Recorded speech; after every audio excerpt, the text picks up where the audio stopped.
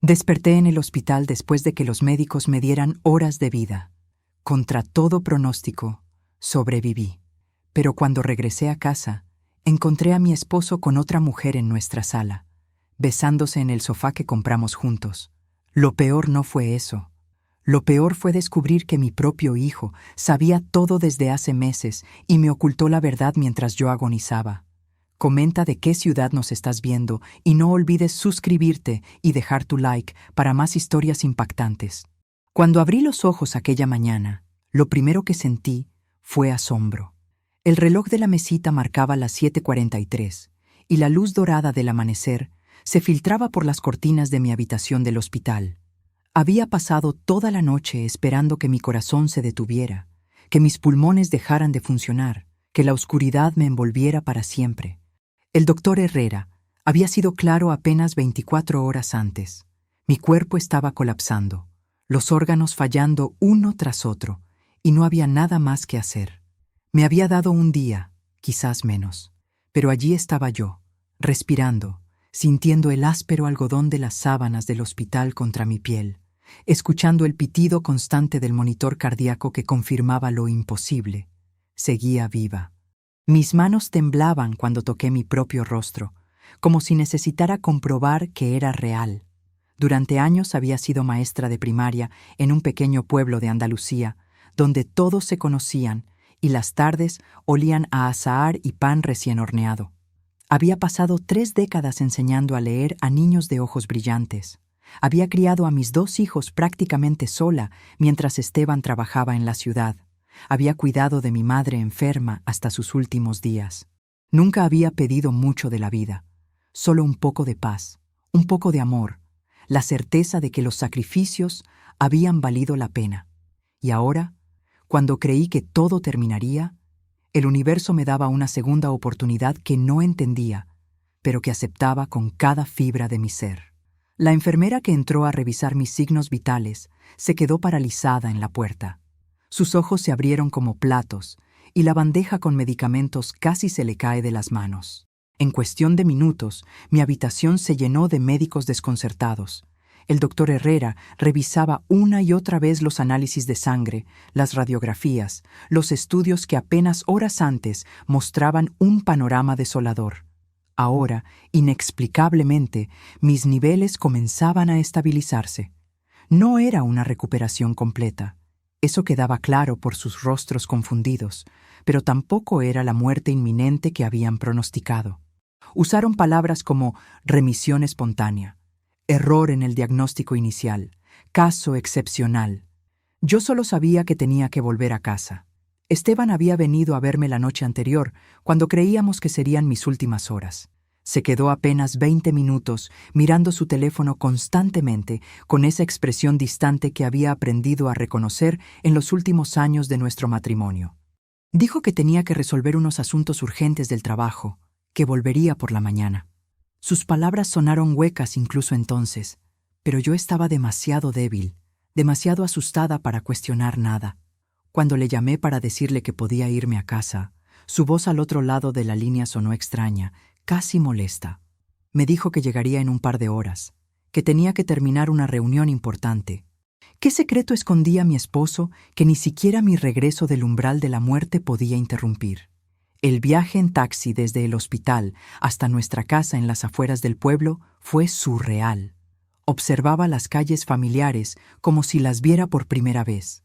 La panadería de don Ramiro, donde comprábamos las magdalenas los domingos, el parque donde había llevado a mis hijos cuando eran pequeños, la plaza donde se celebraba el mercado cada jueves. Todo seguía igual, pero yo había cambiado. Había rozado el final y había vuelto. Y eso me convertía en alguien diferente. El conductor, un hombre mayor con manos rugosas, me miraba por el espejo retrovisor con curiosidad. Seguramente notaba algo en mi expresión, esa mezcla de gratitud y confusión que no podía ocultar. Cuando el taxi se detuvo frente a mi casa, sentí un nudo en el estómago. Era una vivienda modesta de 2 plantas con paredes encaladas y macetas de geranios rojos en las ventanas. La misma casa donde había vivido durante 25 años. La misma casa donde había cocinado miles de cenas. donde había celebrado cumpleaños y navidades, donde había llorado en silencio tantas noches mientras Esteban llegaba cada vez más tarde. Pagué al conductor con manos temblorosas y caminé despacio hacia la puerta principal, sintiendo el peso de mi bolso contra el hombro, escuchando el crujido de la grava bajo mis zapatos. Metí la llave en la cerradura y la puerta se abrió con ese chirrido familiar que Esteban siempre decía que iba a arreglar, pero nunca lo hacía. El olor de nuestra casa me golpeó como una ola. Ese aroma a café de la mañana, a detergente de lavanda, a los años compartidos que se impregnan en las paredes. Pero había algo más, algo que no encajaba, un perfume dulce y floral que no reconocía, demasiado intenso para ser mío, demasiado juvenil. Mis pies se detuvieron en el recibidor. El corazón que los médicos creían que dejaría de latir comenzó a acelerarse por razones completamente distintas. Desde la sala de estar llegaban voces. La risa de Esteban, esa risa profunda que no escuchaba dirigida hacia mí desde hacía años. Y otra voz, femenina, melodiosa, pronunciando su nombre con una familiaridad que me heló la sangre. Dejé caer el bolso al suelo con un golpe sordo. Mis manos buscaron apoyo en la pared del pasillo mientras avanzaba. Cada paso se sentía como caminar a través del agua, lento y pesado. La puerta de la sala estaba entreabierta, y a través de la rendija vi algo que cambiaría todo para siempre. Pude ver lo que había intuido, pero no quería confirmar. Esteban sentado en nuestro sofá, el sofá que habíamos elegido juntos hace 10 años, y a su lado una mujer mucho más joven, quizás de 30 y tantos años, con cabello castaño ondulado y un vestido azul que reconocí inmediatamente. Era el vestido que había visto colgado en el armario de Esteban hace 2 semanas, envuelto en papel de regalo. El vestido que él dijo que era para la hija de un compañero de trabajo. Me quedé paralizada, observando la escena a través de esa pequeña abertura. La mujer tenía la mano sobre el muslo de Esteban, y él le acariciaba el cabello con una ternura que no me mostraba desde que nuestros hijos eran pequeños. Sobre la mesa de centro había 2 copas de vino, el vino caro que Esteban guardaba para ocasiones especiales, y que nunca habíamos abierto juntos. Había platos con restos de comida, servilletas arrugadas, señales de una intimidad que me pertenecía a mí, pero que claramente había sido usurpada. La mujer se inclinó y lo besó, un beso largo y profundo que me arrancó un grito silencioso desde algún lugar profundo de mi pecho. Empujé la puerta de golpe. El chirrido de las bisagras rompió el momento como un cristal que se hace añicos. Esteban se separó de la mujer con un sobresalto, su rostro pasando del placer a la sorpresa y luego al pánico en cuestión de segundos. Se puso de pie de un salto, derribando su copa de vino que se estrelló contra el suelo, dejando una mancha roja que se expandía por la alfombra como sangre. La mujer me miraba con los ojos muy abiertos, su boca formando una O perfecta de shock. Había imaginado muchas veces cómo moriría, pero nunca imaginé que descubriría algo así al regresar de lo que debía haber sido mi lecho de muerte. Todo mi cuerpo temblaba. Sentía que iba a desmayarme, que el corazón que había sobrevivido milagrosamente ahora se rompería de verdad. Esteban balbuceaba mi nombre, avanzando hacia mí con las manos extendidas, como si pudiera de alguna manera contener el desastre. Su camisa estaba a medio abotonar, y podía ver marcas de lápiz labial en su cuello. La mujer se había levantado también, alisándose el vestido, con una expresión que oscilaba entre la culpa y el desafío. Yo no podía articular palabra. Durante 24 horas había creído que moriría. Había hecho las paces con dejar este mundo. Había llorado pensando en todo lo que no había hecho. Y ahora comprendía que mi esposo había estado construyendo otra vida donde yo no existía. Pero lo que aún no sabía era cuánto más profunda era esta mentira. «No es lo que parece», fueron las primeras palabras que salieron de la boca de Esteban, y la ironía de esa frase tan gastada, tan predecible, casi me hizo reír histéricamente. «¿No es lo que parece?». Mi voz sonó áspera, quebrada. «¿Entonces qué es, Esteban? ¿Una ilusión? ¿Una pesadilla de la que voy a despertar?». La mujer dio un paso al frente, y por primera vez pude verla claramente. Era hermosa de esa manera pulida y moderna que nunca había sido la mía. Maquillaje perfecto, uñas cuidadas, ropa elegante. Parecía sacada de una revista, y yo, con mi ropa de hospital arrugada y mi rostro pálido por la enfermedad, me sentí como un fantasma en mi propia casa. Señora, comenzó a decir con voz temblorosa, yo no sabía que usted... Pensé que ya había muerto. Completé la frase por ella. Qué conveniente habría sido eso, ¿verdad?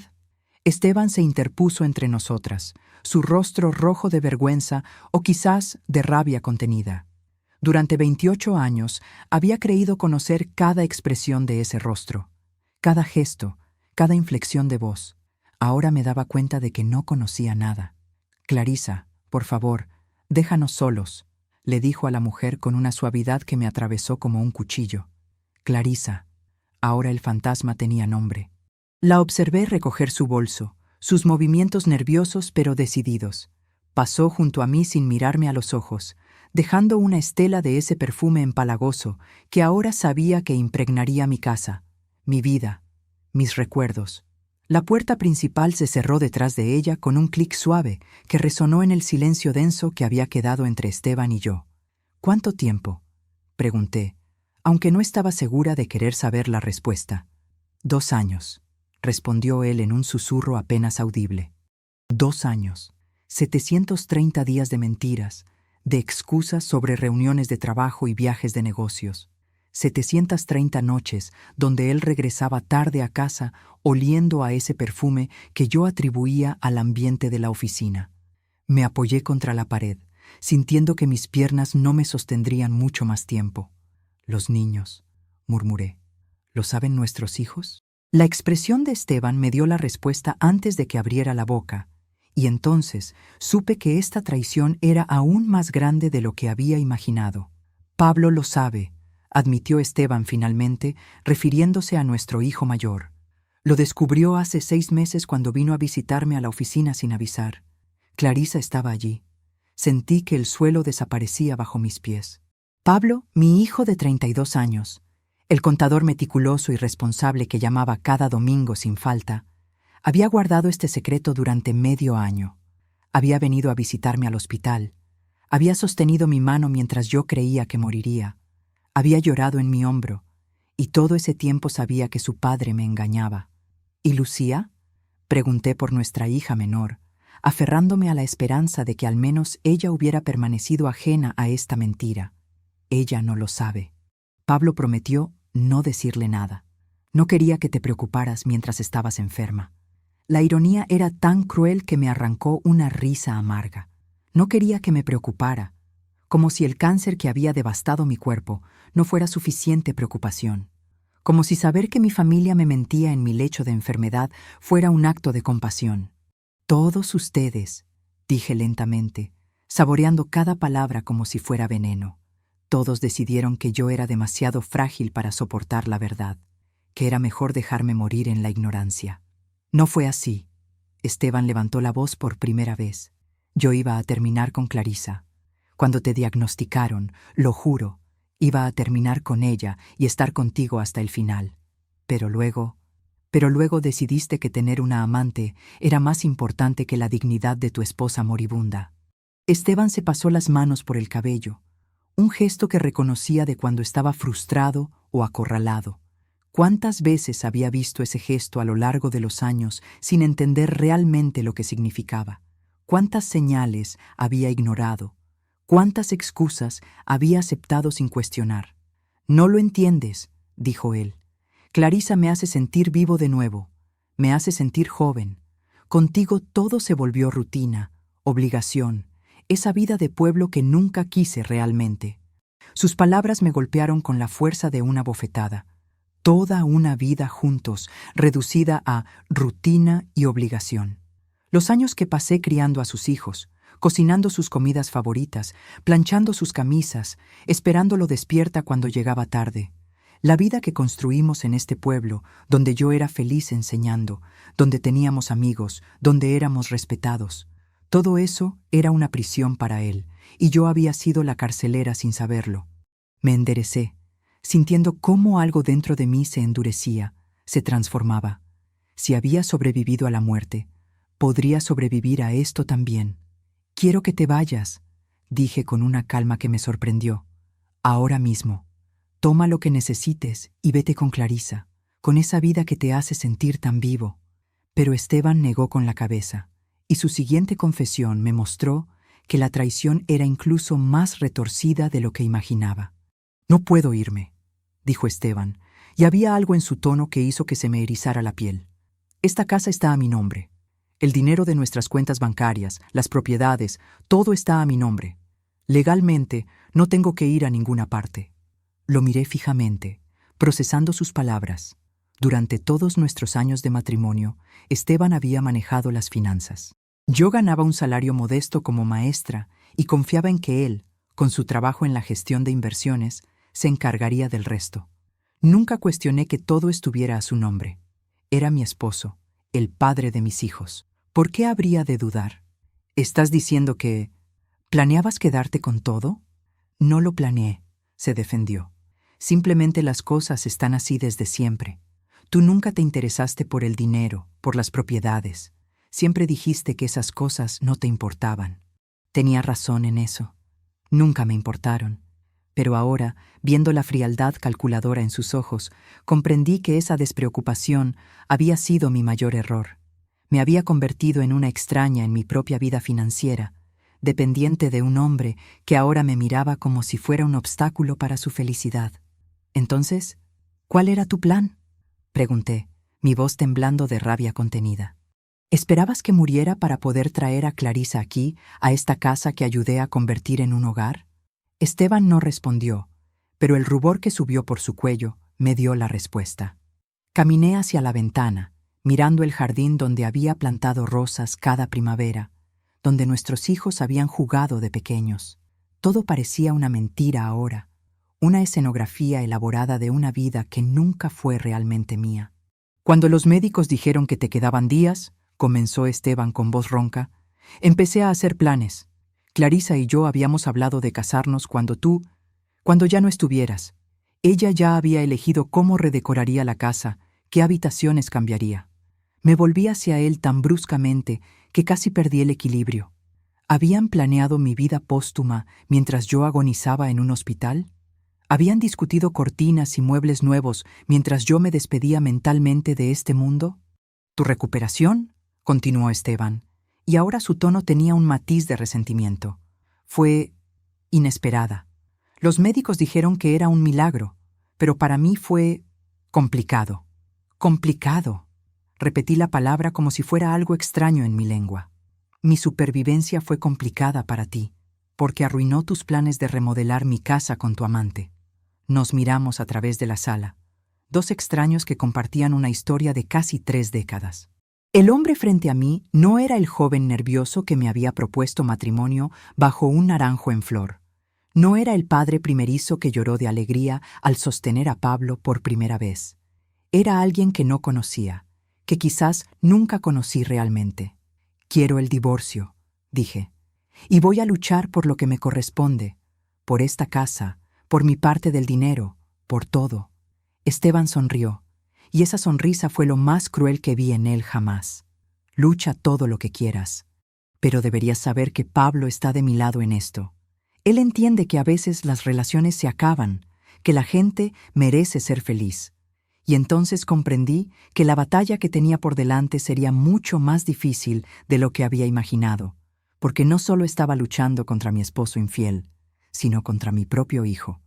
Esa noche, sola en la habitación de invitados que ahora era mi refugio temporal en mi propia casa, marqué el número de Lucía con dedos temblorosos. Eran casi las 11 de la noche, pero necesitaba escuchar la voz de mi hija. Necesitaba saber que al menos ella seguía siendo real en este mundo que se había vuelto irrecognoscible. «¿Mamá?». Su voz sonó alarmada. «¿Qué pasa? ¿Estás bien? Pablo me dijo que habías salido del hospital, que tu condición había mejorado milagrosamente». Pablo. Por supuesto que había llamado a su hermana primero, probablemente para asegurarse de que la versión oficial de los hechos llegara antes que la verdad. «Lucía, necesito que vengas a casa», dije, tratando de mantener la voz firme. «Hay cosas que necesitas saber sobre tu padre y sobre Pablo. Hubo un silencio del otro lado de la línea y luego un suspiro largo y profundo que me dio mala espina. «Ya lo sé, mamá», dijo finalmente Lucía en voz baja. «Pablo me llamó esta tarde, me lo contó todo. Sentí que el mundo se inclinaba de nuevo. Mi hija, mi pequeña Lucía, que trabajaba como enfermera en Barcelona, que llamaba cada martes por la noche para contarme sobre su semana, también lo sabía ahora. Pablo se había asegurado de controlar la narrativa, de presentar los hechos de la manera que más le convenía a él y a su padre. «¿Y?», pregunté, casi sin querer escuchar la respuesta. «¿Qué piensas?». «Mamá, entiendo que estés dolida», comenzó Lucía con ese tono profesional que usaba con pacientes difíciles. «Pero papá tiene derecho a ser feliz. Ustedes se casaron muy jóvenes, casi 30 años es mucho tiempo. La gente cambia, las relaciones se desgastan». «¿Eso te dijo Pablo?». Mi voz subió de tono. «¿Que tu padre tiene derecho a ser feliz engañándome mientras yo agonizaba en un hospital? No es tan simple, mamá. Pablo me explicó que papá intentó terminar con esa mujer cuando te enfermaste, pero que tú te recuperaste de forma inesperada y ahora todo es complicado. Dice que papá está confundido, que necesita tiempo para ordenar sus sentimientos. Escuchaba las palabras de mi hija y no podía creer lo que oía. Pablo había tejido una versión de los hechos, donde Esteban era la víctima de las circunstancias, un hombre atrapado entre dos mujeres por un capricho del destino. Y Lucía, mi dulce Lucía, se lo había creído. «¿Y qué hay de mí?», pregunté. «¿Qué hay de mis sentimientos? De mi derecho a la verdad, a la dignidad?» «Mamá, por favor, no seas dramática. Nadie está diciendo que no tengas derechos, pero tienes que ser realista. Has estado enferma, dependes económicamente de papá, y empezar un divorcio ahora solo te traerá más estrés. Pablo y yo pensamos que deberías considerar, llegar a un acuerdo civilizado». «Un acuerdo civilizado», repetí las palabras mecánicamente. «¿Cómo qué? ¿Quedarme callada mientras tu padre vive con su amante? ¿Aceptar las migajas que quiera darme? Estás exagerando. Pablo dice que papá está dispuesto a darte una pensión mensual y a que sigas viviendo en la casa hasta que encuentres algo más pequeño, más apropiado para ti sola. Es más de lo que muchas mujeres consiguen en estos casos. Más apropiado para mí sola. Como si yo fuera el problema, el elemento descartable en esta ecuación. Como si 25 años en esta casa no significaran nada. Como si criar a sus hijos, cuidar de su hogar, ser su esposa fiel, no me diera ningún derecho real a nada. «Lucía», dije con una calma helada, «cuando llegue el momento de elegir, cuando tu padre y Pablo esperen que tomes partido, quiero que recuerdes esta conversación. Quiero que recuerdes que estuviste dispuesta a sacrificar a tu madre en el altar de la conveniencia de ellos». «Mamá, eso no es justo». Colgué el teléfono antes de que pudiera terminar. Mis manos temblaban tanto que casi lo dejé caer. Me acosté en la cama angosta de la habitación de invitados, esa habitación donde solíamos hospedar a mis padres cuando venían de visita, antes de que murieran. Ahora era una refugiada en mi propia casa, traicionada no solo por mi esposo, sino también por los hijos a los que había dado la vida. Pero mientras miraba el techo en la oscuridad, sentí cómo esa semilla de determinación que había comenzado a crecer se volvía más fuerte. Si mi familia creía que yo era débil, que me rendiría sin pelear, estaban a punto de descubrir cuánto había subestimado la fuerza de una mujer que había sobrevivido a lo imposible. A la mañana siguiente, desperté con un propósito cristalino en la mente. Necesitaba ayuda legal, alguien que entendiera las complejidades del divorcio y la división de bienes. Recordé a Mercedes Ruiz, una antigua alumna mía que ahora era una abogada respetada en Sevilla. Hace años había venido a visitarme y me había dicho que le debía todo a aquella maestra que le había enseñado a leer cuando todos la habían dado por perdida. Era hora de cobrar esa deuda. Llamé a su despacho y, para mi sorpresa, Mercedes me atendió personalmente cuando mencioné mi nombre. Su voz, cálida y profesional, fue el primer rayo de luz en días de oscuridad. «Profesora Elena, es un honor escucharla. ¿En qué puedo ayudarla?». Le conté todo: la enfermedad, la recuperación milagrosa, el descubrimiento de la infidelidad, las propiedades a nombre de Esteban, la traición de Pablo, la respuesta de Lucía. Hablé sin parar durante casi media hora mientras Mercedes escuchaba, tomando notas, haciendo preguntas precisas que demostraban su experiencia. Profesora, dijo finalmente, lo que su esposo ha hecho es más común de lo que cree, pero eso no lo hace legal ni correcto. Aunque las propiedades estén a su nombre, ustedes están casados en régimen de gananciales. La mitad de todo lo adquirido durante el matrimonio le pertenece a usted por derecho. Sus palabras fueron como agua en el desierto. Había pasado toda la noche convencida de que no tenía ningún poder, ninguna opción. Pero él dice que... Lo que él diga no importa, interrumpió Mercedes con firmeza. La ley está de su lado. Además, necesito que me envíe toda la documentación que pueda encontrar. Declaraciones de impuestos, escrituras, extractos bancarios, cualquier papel que demuestre sus finanzas. Si él ha estado ocultando dinero o bienes, lo descubriremos. No sé si tengo acceso a esos documentos, admití.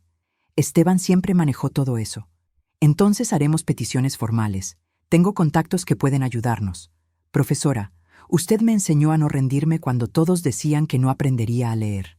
Ahora, déjeme enseñarle a usted a luchar por lo que es suyo. Esa tarde, Mercedes vino personalmente a casa. Era una mujer de 40 y tantos años, elegante y segura, con una mirada afilada que no se perdía ningún detalle. Esteban estaba en el trabajo, o al menos eso decía.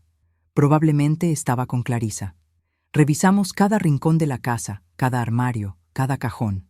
En el estudio de Esteban, que siempre había estado cerrado con llave y que yo respeté durante años, Mercedes encontró un archivador con documentos que cambiaron todo. Había escrituras de 2 propiedades que yo desconocía, un apartamento en la costa y una pequeña casa en las montañas. Había cuentas bancarias en mi nombre que nunca supe que existían, probablemente abiertas para evadir impuestos.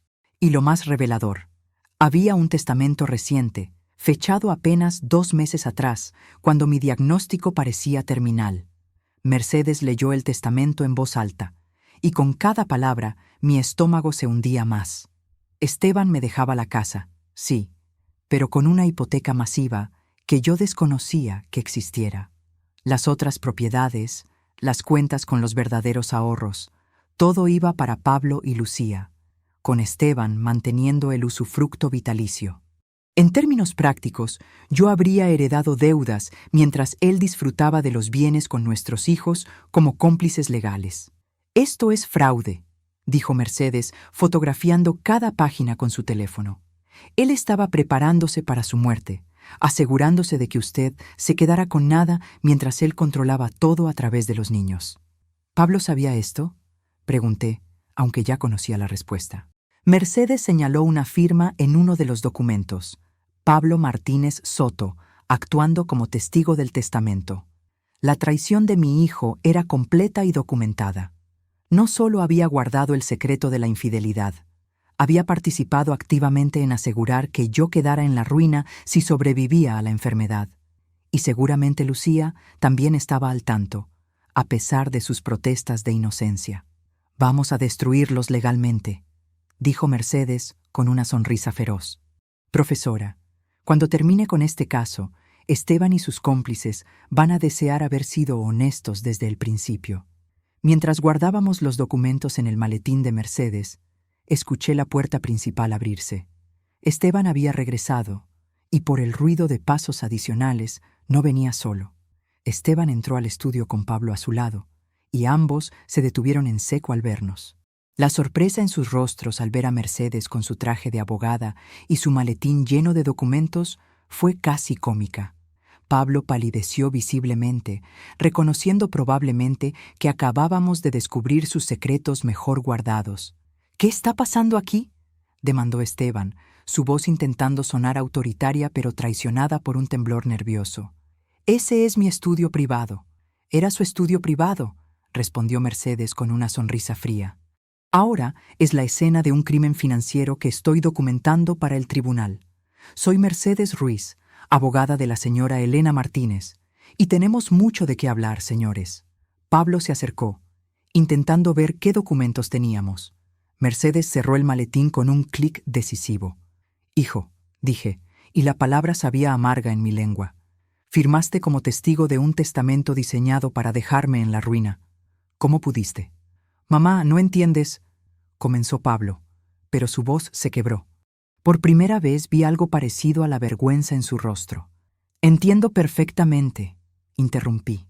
Entiendo que tu padre y tú conspiraron para asegurarse de que, si yo sobrevivía a mi enfermedad, quedaría sin nada.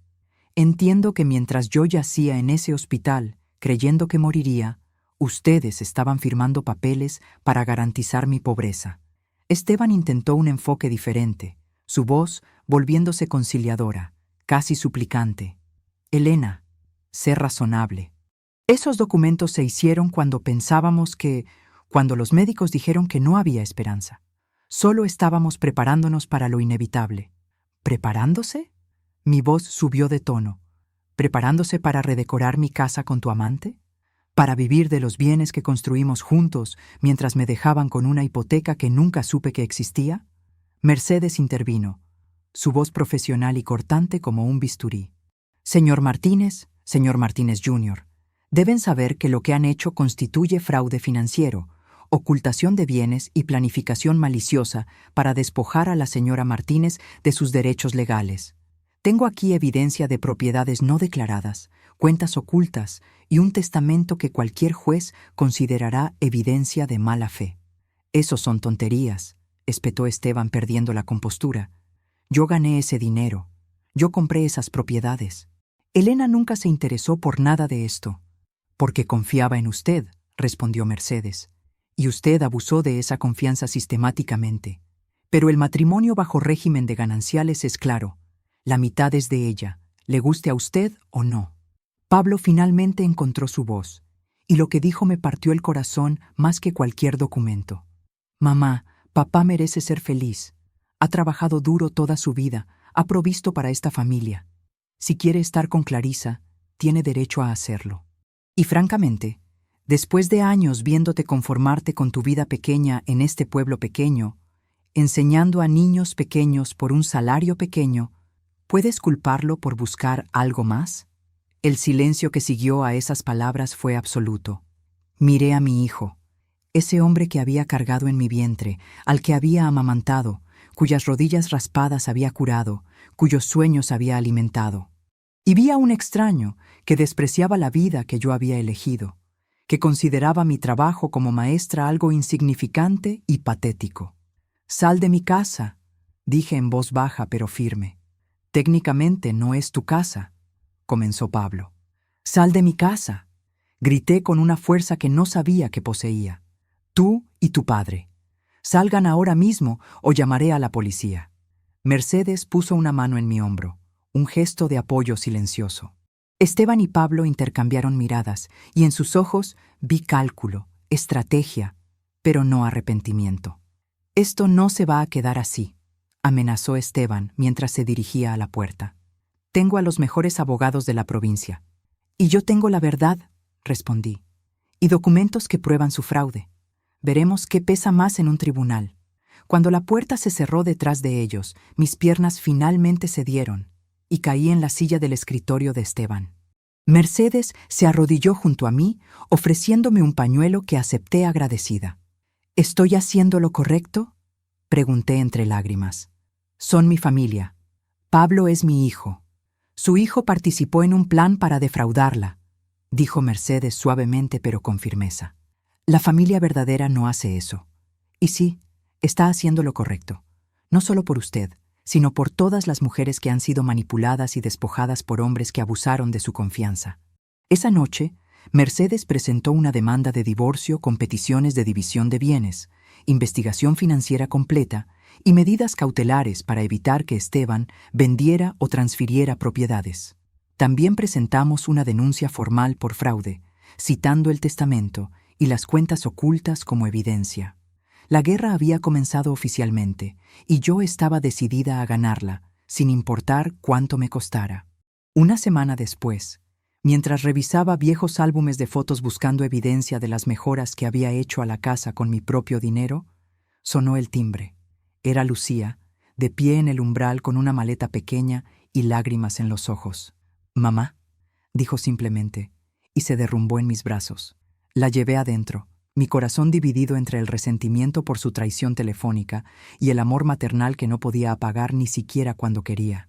La senté en la cocina y le preparé té de manzanilla, el mismo que le hacía cuando era pequeña y tenía pesadillas. Pablo me mintió, comenzó Lucía después del primer sorbo. Me dijo que tú estabas exagerando, que papá solo había tenido un desliz sin importancia. No me dijo nada sobre Clarisa planeando redecorar la casa, ni sobre el testamento, ni sobre las propiedades ocultas. Cuando llamé a papá para preguntarle directamente, él me colgó. Simplemente me colgó. ¿Y ahora qué? Pregunté, cautelosa. ¿Vienes a pedirme que perdone y olvide? ¿Que acepte las migajas que tu padre quiera darme? No, negó con la cabeza vehementemente. Vengo a decirte que lo siento, que fui una idiota por creer en Pablo sin escuchar tu versión, que quiero ayudarte en lo que puedas necesitar. Quería creerle. Desesperadamente quería creer que al menos una de mis hijos estaba de mi lado. Pero las palabras que me había dicho por teléfono, esa fría lógica sobre los derechos de Esteban a la felicidad, aún resonaban en mi mente. Lucía, cuando hablamos hace una semana, lo sé. Se cubrió el rostro con las manos. Dije cosas terribles, pero estaba procesando información que Pablo me había dado, información que ahora sé que estaba manipulada. Mamá, fui a ver a papá a su apartamento nuevo. ¿Apartamento nuevo? Se mudó con Clarisa. Al apartamento de la costa que tú descubriste. Fui allí ayer sin avisar, esperando hablar con él, hacerlo entrar en razón. Lucía hizo una pausa, sus ojos llenándose de lágrimas frescas. Ella estaba allí, mamá, embarazada, de 5 meses. El mundo se detuvo. Esteban iba a tener otro hijo, con su amante. Mientras yo luchaba contra la enfermedad, mientras nuestro matrimonio se desmoronaba, él estaba creando una nueva familia. La magnitud de la traición era tan grande que casi no podía procesarla.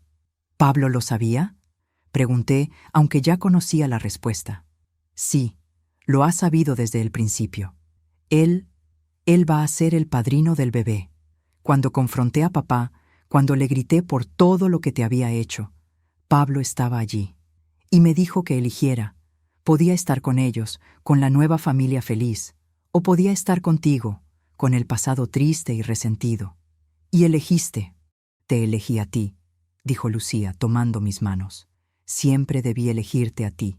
Eres mi madre. Sacrificaste todo por nosotros. Trabajaste doble cuando papá decía que el dinero era justo. Te quedaste despierta en nuestras noches de fiebre. Nos defendiste cuando el mundo era cruel.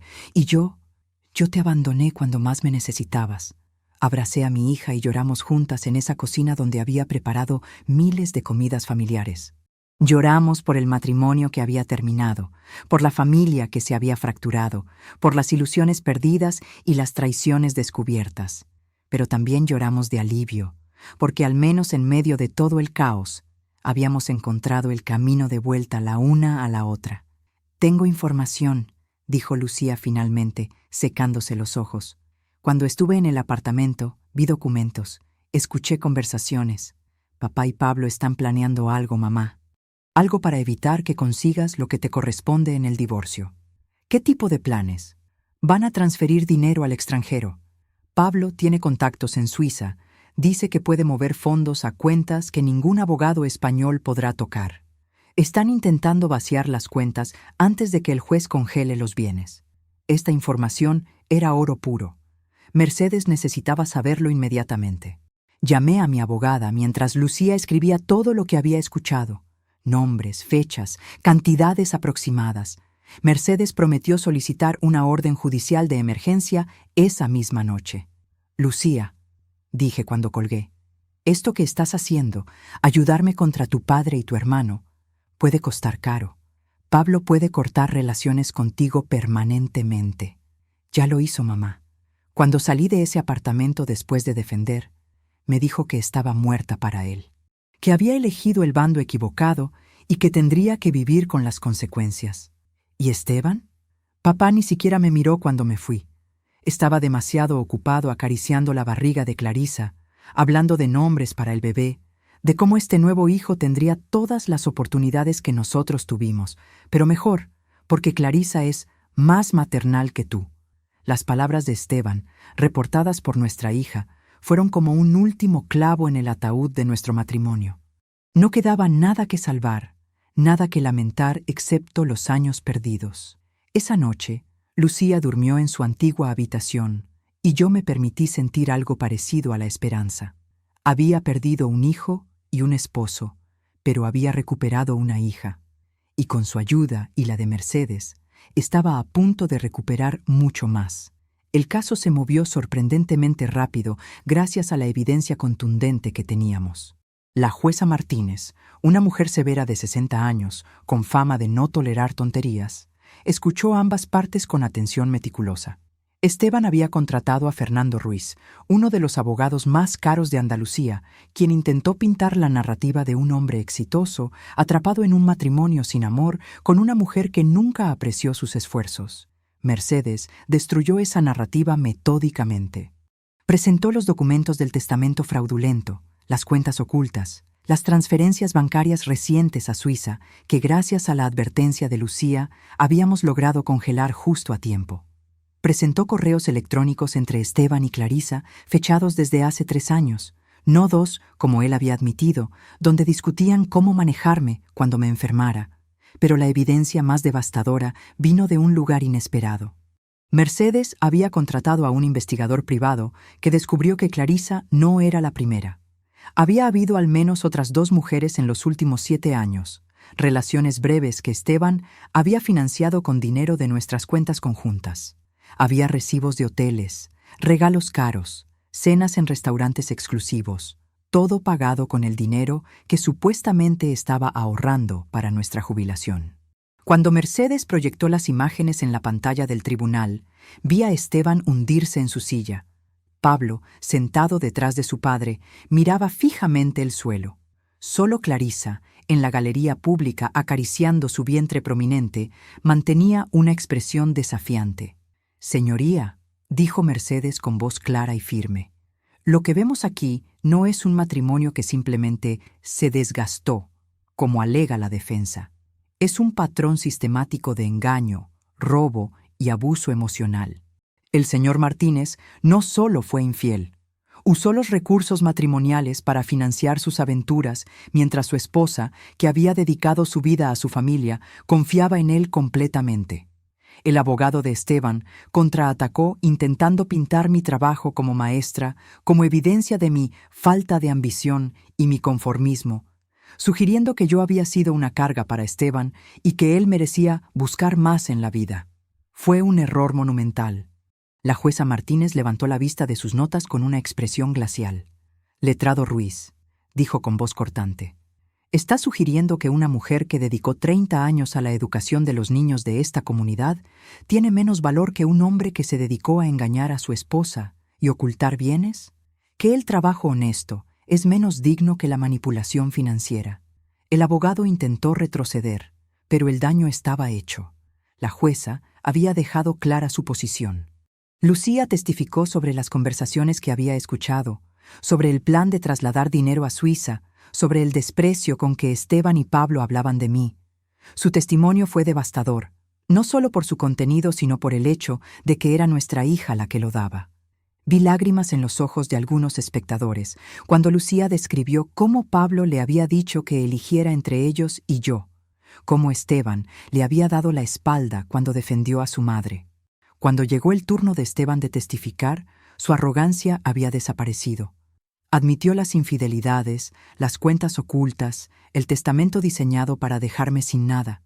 Intentó justificarlo diciendo que había perdido la conexión conmigo, que se sentía atrapado en una vida que no quería. «Señor Martínez», preguntó la jueza, ¿en algún momento durante estos años de engaño consideró simplemente ser honesto con su esposa? ¿Pedirle el divorcio de manera civilizada en lugar de construir este elaborado plan para despojarla de sus derechos? Esteban no tenía respuesta. Su silencio llenó la sala del tribunal como una confesión. Cuando llegó el momento del veredicto, 2 semanas después, la sala estaba abarrotada. Mercedes me apretó la mano mientras la jueza comenzaba a leer su decisión. La división de bienes fue clara y contundente. 50% para mí de todas las propiedades, cuentas y bienes adquiridos durante el matrimonio. La casa familiar quedaba completamente para mí, libre de la hipoteca fraudulenta que Esteban había tomado sin mi conocimiento. Además, Esteban tendría que pagar una pensión compensatoria sustancial debido a los años de engaño y manipulación financiera. Pero la jueza no se detuvo allí. Ordenó una investigación completa de las finanzas de Esteban y Pablo por posible fraude fiscal y ocultación de bienes. Las transferencias a Suiza serían revertidas bajo pena de cargos criminales. Este tribunal, concluyó la jueza Martínez, no tolerará el abuso sistemático de la confianza matrimonial ni los intentos de defraudar a una cónyuge de sus derechos legales. La señora Martínez dedicó su vida a su familia y a su comunidad. Merece no solo justicia financiera, sino también reconocimiento de su dignidad y valor. Cuando salimos del tribunal, había reporteros esperando. La historia había captado la atención de los medios locales. La maestra que sobrevivió a la enfermedad terminal solo para descubrir la traición de su esposo. Mercedes manejó las preguntas mientras Lucía me guiaba hacia el coche que nos esperaba. En el camino a casa, mi hija puso su mano sobre la mía. «Lo lograste, mamá. Ganaste». Pero mientras miraba por la ventana las calles familiares de mi pueblo, me di cuenta de que ganar era una palabra complicada. Había ganado dinero, propiedades, justicia legal, pero había perdido un matrimonio de casi 30 años, la ilusión de una familia unida, la ingenuidad de creer que el amor podía resistir cualquier cosa. Había ganado una batalla, pero perdido la vida que conocía. Sin embargo, mientras entrábamos a mi casa, ahora legalmente y completamente, sentí algo nuevo creciendo en mi pecho. No era felicidad exactamente, pero era algo parecido a la paz. La paz de saber la verdad, la paz de haber luchado y no haberse rendido, la paz de saber que valía algo, que mi vida y mi trabajo significaban algo, incluso si mi esposo e hijo no lo habían visto. Los meses que siguieron al divorcio fueron extraños y solitarios, pero también liberadores de maneras que nunca había imaginado. Con el dinero de la división de bienes, pagué todas las deudas que Esteban había acumulado secretamente. Hice reparaciones necesarias en la casa y abrí una cuenta de ahorros que era solo mía, a mi nombre, bajo mi control. Lucía se mudó conmigo temporalmente, trabajando en el hospital local mientras buscaba un apartamento en el pueblo. Tenerla en casa llenaba parcialmente el vacío, aunque ambas sabíamos que eventualmente necesitaría su propio espacio. Cocinábamos juntas por las noches, compartíamos historias, reconstruíamos la relación que había sido dañada por las mentiras de Esteban y Pablo. Pablo nunca intentó contactarme. Escuché a través del chisme del pueblo que había sido despedido de su trabajo cuando la investigación fiscal reveló que había estado ayudando a Esteban a evadir impuestos durante años. Parte de mí, la madre que siempre sería, sentía pena por él. Pero la mujer que había sido traicionada no podía perdonar, al menos no todavía. Esteban y Clarisa se casaron en una ceremonia privada 3 meses después de que el divorcio fuera finalizado. Su hija nació en diciembre, una niña que según el chisme del pueblo se llamaba Elena, como yo. Lucía me dijo que no creyera eso, que era solo un rumor cruel, pero la semilla de la duda estaba plantada. ¿Habría sido ese su último acto de crueldad? ¿Nombrar a su nueva hija con el nombre que ya no le servía a él? Volví a enseñar en enero. Muchos creyeron que me jubilaría con el dinero del divorcio, pero necesitaba la estructura, el propósito, la alegría de ver a los niños aprender. Mis estudiantes me recibieron con cartas y dibujos, sus padres con abrazos y palabras de apoyo. El pueblo, que había sido testigo de mi humillación, también fue testigo de mi resurgimiento. Una tarde de primavera, mientras regaba las rosas en el jardín, vi una figura familiar en la cerca. Era doña Consuelo, mi antigua vecina y amiga, quien había mantenido una distancia prudente durante todo el drama del divorcio. Traía un pastel de limón, mi favorito. «Elena», dijo simplemente, «he sido una cobarde. Debí estar a tu lado desde el principio, pero tenía miedo de tomar partido, de involucrarme en algo tan feo. Lo siento». Su disculpa abrió compuertas. Pronto, otras amigas vinieron con sus propias disculpas, sus propias historias de por qué se habían alejado. Algunas eran legítimas, otras eran excusas débiles, pero todas representaban algo importante. La comunidad estaba lista para recibirme de vuelta. Organizamos un club de lectura que se reunía en mi sala cada viernes por la noche. Hablábamos de libros, pero también de nuestras vidas, nuestros miedos, nuestras decepciones. Descubrí que no era la única mujer en el pueblo que había sido traicionada, aunque quizás mi historia había sido más pública que la mayoría. En esas noches de vino y confesiones, encontré una hermandad que no sabía que necesitaba. Mercedes se convirtió en una amiga cercana, no solo mi abogada. Venía a visitarme algunos fines de semana y hablábamos de todo menos de casos legales. Me contó sobre su propio matrimonio fallido, sobre cómo se había construido una carrera a partir de la rabia por su propia experiencia de divorcio injusto. Me hizo ver que mi historia no era solo mía. Era la historia de incontables mujeres que habían confiado y sido traicionadas. ¿Sabes qué es lo mejor que salió de todo esto, profesora? Me dijo una tarde mientras tomábamos café en mi jardín. Tu caso cambió la conversación.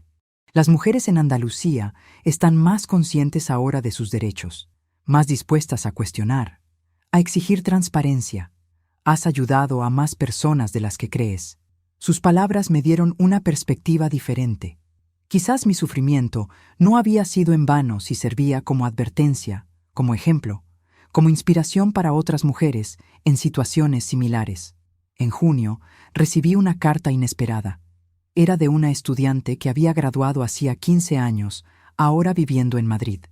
Había leído sobre mi caso en los periódicos y quería agradecerme, no solo por haberle enseñado a leer, sino por haberle enseñado, a través de mi ejemplo reciente, que nunca era demasiado tarde para defender tu valor. Había dejado un matrimonio abusivo después de leer sobre mi historia. Ahora estaba reconstruyendo su vida, tal como yo estaba haciendo. Lloré cuando leí su carta.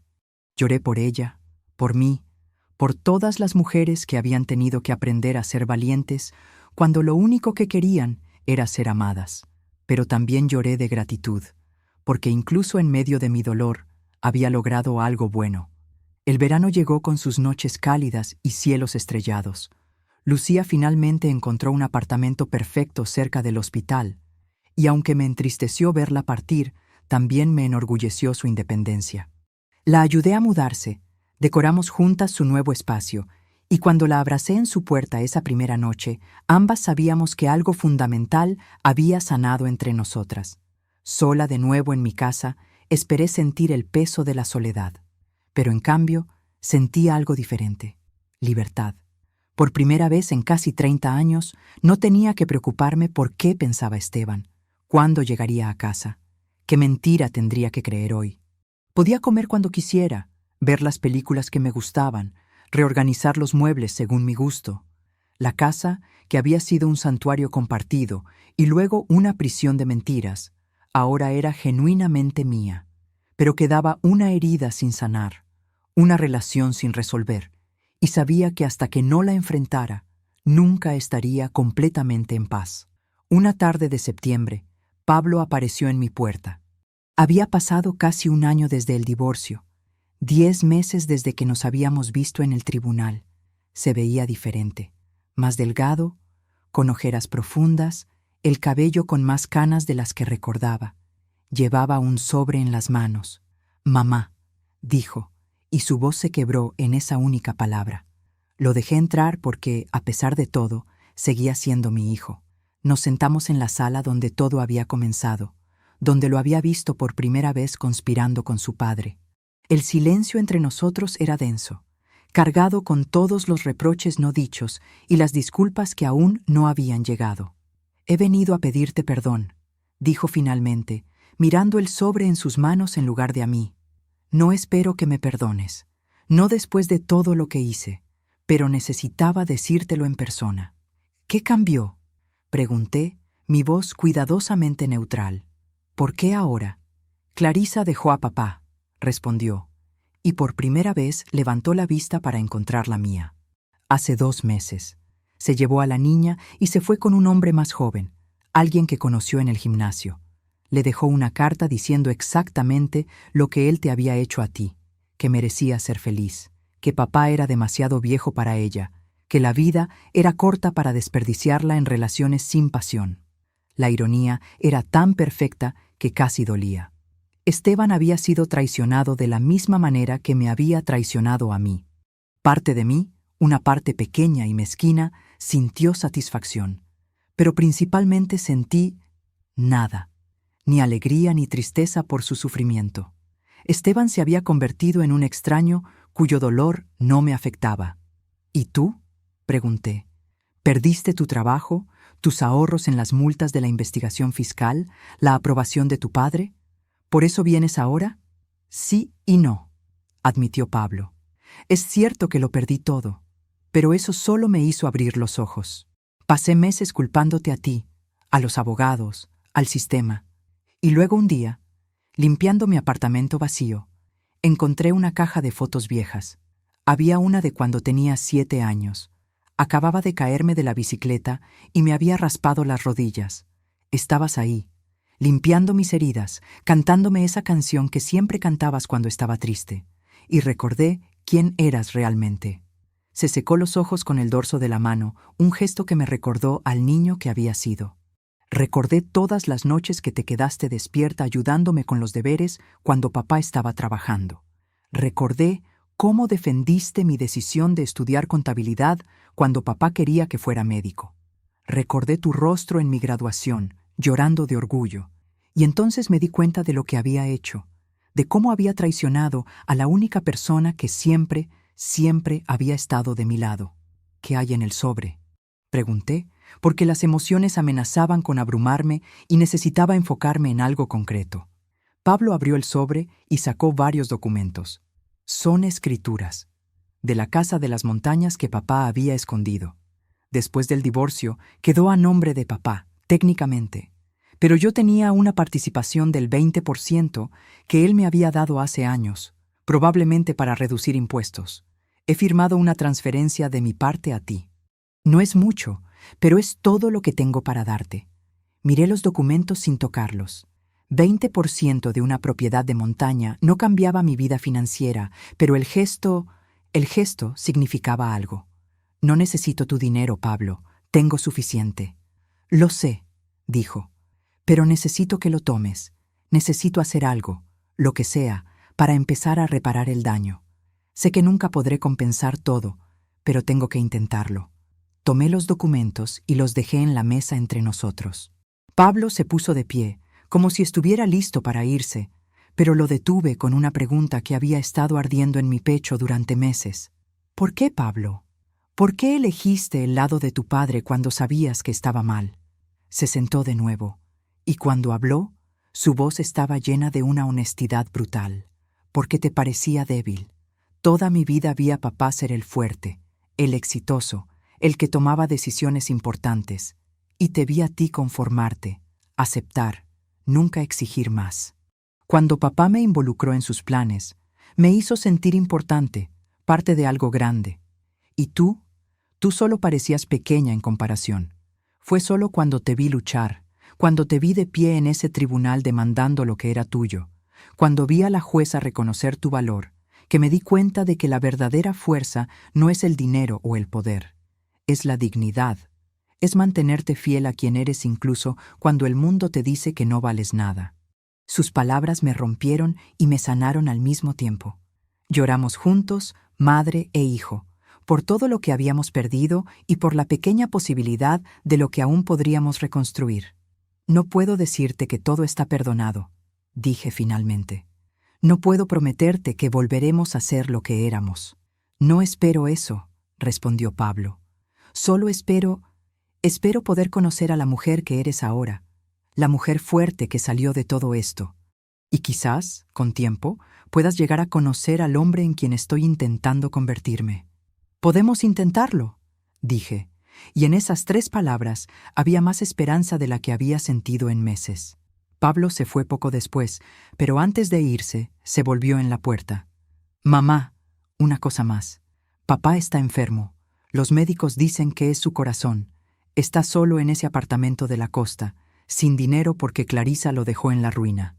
Lucía fue a verlo y me lo contó. Pensé que deberías saberlo. Cuando la puerta se cerró detrás de él, me quedé sentada en la sala, procesando esta última revelación. Esteban, el hombre que había compartido mi vida durante casi 30 años, estaba enfermo y solo. La parte de mí que había sido su esposa sentía una punzada de algo. Compasión, tristeza, pero principalmente sentía una clara certeza. Su enfermedad no era mi responsabilidad. Su soledad no era mi problema.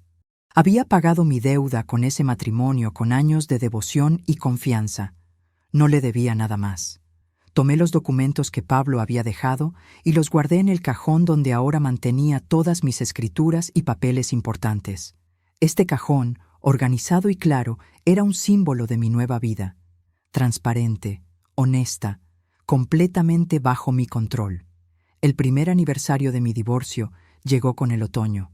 Las hojas de los árboles en mi jardín comenzaban a cambiar de color, pintando el mundo en tonos dorados y rojos. Estaba en la cocina preparando una tarta de manzana cuando sonó el timbre. Era Mercedes, acompañada de Lucía y, para mi sorpresa, de 3 antiguas alumnas mías que ahora eran abogadas jóvenes. «Profesora Elena», dijo una de ellas, Carmen, a quien había enseñado a leer hace 20 años. «Venimos a invitarla a algo especial». Me llevaron al ayuntamiento del pueblo, donde habían organizado un evento en el salón principal. Cuando entramos, quedé sin aliento. Había al menos 100 personas allí. Antiguas estudiantes, vecinas, maestras compañeras, madres de niños a quienes había enseñado. En el escenario había un letrero enorme. Celebrando a Elena Martínez, una vida de dignidad y servicio. La alcaldesa del pueblo, María González, tomó el micrófono. Hace un año, esta mujer extraordinaria enfrentó una de las pruebas más difíciles que alguien puede enfrentar: la traición de aquellos en quienes más confiaba. Pero en lugar de rendirse, en lugar de aceptar ser una víctima, Elena luchó. No solo luchó por justicia para ella misma, sino que al hacerlo, abrió un camino para incontables mujeres en nuestra comunidad y más allá. Una por una, mujeres subieron al escenario para compartir cómo mi historia las había inspirado. Una había dejado un matrimonio abusivo. Otra había demandado a su empleador por discriminación salarial. Una más había vuelto a la universidad a los 50 años porque si yo podía reinventarme, ella también podía. Sus historias me hicieron llorar, no de tristeza sino de algo más profundo, el reconocimiento de que mi dolor había servido un propósito más grande que yo misma. Cuando me pidieron que hablara, subí al escenario con piernas temblorosas. Miré el mar de rostros frente a mí, todas esas mujeres que habían venido a celebrarme, y encontré mi voz. Hace un año, comencé. Desperté en un hospital esperando haber muerto. Los médicos me habían dado horas, quizás días. Pero algo, llámelo milagro, llámelo destino, llámelo simple terquedad, me mantuvo viva. Y cuando volví a casa, descubrí una verdad que era en muchos sentidos peor que la muerte. Mi vida había sido una mentira. Hice una pausa, ordenando mis pensamientos. Pero aquí está la cosa sobre las mentiras y las traiciones. Revelan quién eres realmente. Durante años me definí como la esposa de Esteban, la madre de mis hijos, la maestra del pueblo. Esas eran mis identidades, mis propósitos. Y cuando todo eso fue arrancado, cuando mi esposo me traicionó y mi hijo se volvió contra mí, tuve que descubrir quién era Elena sin todas esas etiquetas. Las lágrimas corrían libremente por mi rostro ahora, pero mi voz permanecía firme. Descubrí que soy fuerte. Descubrí que merezco dignidad y respeto. Descubrí que mi trabajo como maestra no es una vida pequeña, sino una contribución invaluable a esta comunidad. Descubrí que puedo mantenerme sola, luchar sola, prosperar sola. Y lo más importante, descubrí que nunca estuve realmente sola, porque todas ustedes, esta comunidad increíble de mujeres, estaban aquí. La audiencia estalló en aplausos. Mercedes me abrazó. Lucía sostuvo mi mano y por primera vez desde que todo comenzó, sentí algo completo y genuino. Felicidad. La celebración continuó hasta tarde en la noche. Compartimos comida, historias, risas y planes. Mercedes anunció que estaba estableciendo una fundación legal para ayudar a mujeres en divorcios difíciles, y quería nombrarla en mi honor. Varias de mis antiguas alumnas se ofrecieron como voluntarias para dar asesoría legal gratuita. Cuando finalmente llegué a casa esa noche, agotada pero radiante, me paré en mi jardín bajo las estrellas. La misma luna que había visto desde la ventana del hospital hace un año brillaba sobre mí ahora. Pero yo era diferente. No era la mujer que había estado esperando la muerte. No era la esposa traicionada llorando en su habitación de invitados. Era Elena Martínez, completa y entera por derecho propio. Mi teléfono sonó. Era Pablo. Mamá, vi las fotos del evento en las redes sociales. Solo quería decirte, estoy orgulloso de ti. Sé que no merezco decirlo después de todo, pero es verdad. Gracias, hijo, respondí, y la palabra hijo ya no dolía tanto como antes. Después de colgar, me senté en el banco de mi jardín, el que había comprado hace años cuando los niños eran pequeños. Recordé todas las tardes que había pasado aquí, esperando a que Esteban llegara a casa, preocupándome por las finanzas que no entendía, cuestionándome si era suficiente, si hacía suficiente, si valía suficiente. Ahora sabía las respuestas a esas preguntas. Era suficiente. Siempre había sido suficiente. No necesitaba la validación de un esposo infiel o la aprobación de un hijo que había perdido su camino. Mi valor no dependía de ellos. Nunca lo había hecho. El viento de otoño movió las hojas de los árboles, creando una sinfonía suave en la noche. Cerré los ojos y respiré profundamente, llenando mis pulmones con el aire fresco del pueblo que era mi hogar. Había sobrevivido a la enfermedad. Había sobrevivido a la traición. Había sobrevivido a la pérdida de la vida que conocía. Y en ese proceso de supervivencia, había descubierto algo más valioso que todo lo que había perdido. Me había descubierto a mí misma. La vida que tenía por delante no sería la que había planeado o imaginado, pero sería mía, completamente y auténticamente mía. Y eso me di cuenta mientras las estrellas brillaban sobre mí en mi jardín, en mi casa, en mi vida reconstruida. Era más que suficiente. Había sido traicionada, desafiada y rota, pero me había levantado, más fuerte y más completa que nunca. Y mientras entraba a mi casa, cerrando la puerta suavemente detrás de mí, supe con absoluta certeza que el mejor capítulo de mi vida apenas estaba comenzando.